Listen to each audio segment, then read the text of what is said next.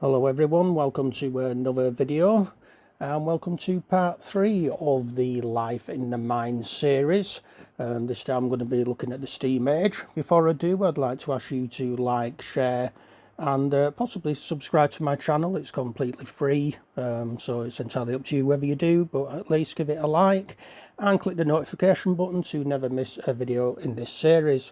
Also, I do have another YouTube channel called Transperience. That's Transperience, and that's all about transport, trains and stuff like that. So if you're interested in that, then the link should be in the channel description, hopefully. So anyway, the steam age is what we're looking at, and by the beginning of the 18th century many mines had reached a depth where the available water powered pumps were no longer able to cope. One man who was aware of the problem was Thomas Newcomen, a Dartmouth merchant who supplied iron tools to local miners.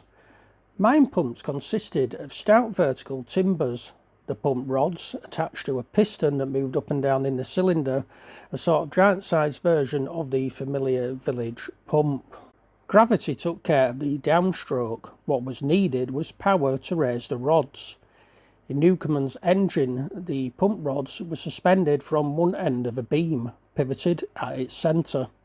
At the other end of the beam, chains were connected to a piston that would move in a cylinder. The weight of the rods at the opposite end of the beam lifted the piston. Steam from a boiler was then passed into the cylinder, which was then sprayed with cold water.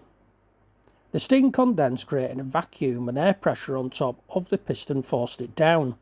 Pressure equalised, the whole cycle could start again, and the pump would work. The engine was first installed at a colliery in Dudley, Staffordshire in 1712 and was soon in use in mining districts throughout Britain. The Newcomen engine did the job, but it was very inefficient. Constantly cooling and reheating the cylinder used a huge amount of energy. This was not a problem at collieries, where the one thing that was abundantly available was coal. But it was a different matter in Devon and Cornwall, where coal had to be brought in. One mine agent in Cornwall complained that the mine might have to close because of the cost of coal, which sweeps away all of the profit. A solution was found when a model of the Newcomen engine was sent to the instrument maker at Glasgow University, James Watt. He recognised the problem and built a new type of engine in which the steam was condensed in a separate vessel. This meant that the steam cylinder could be kept permanently hot, but heat still escaped through the open top.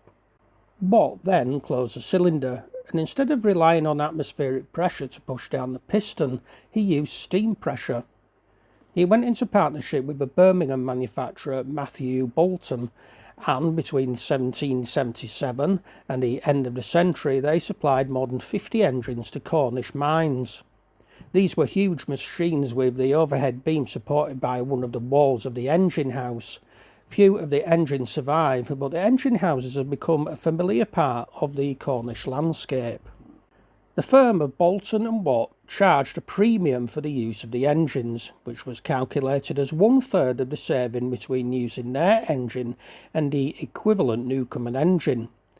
It was a good deal for the Cornish, but it did not stop Cornish engineers trying to make their own improvements, in spite of the Watt patent that was supposed to stop them. As soon as Watt's patent expired in 1800, there was a rush to develop new ideas. The Cornish mine engineer, Richard Tretherick, worked with high-pressure steam and enabled him to get more power from a smaller engine, and he was able to make an engine that would move itself. His steam carriage received the first trial in Camborne in 1801, and within 3 years it had been developed into the first railway locomotive. Among those who developed his ideas was the engine man from Killingworth Colliery in Northumberland, George Stephenson. So there we go, that concludes part 3 of the Life in the Mines, more about steam rather than actually going down the pits. However, what is coming next in part 4 is life on the coalface, which I'm sure if you are interested in this video, many of you will have had experiences of doing that.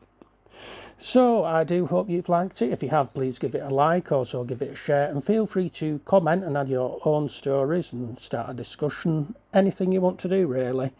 And until the next video, take care of yourselves. Thanks for watching and goodbye for now.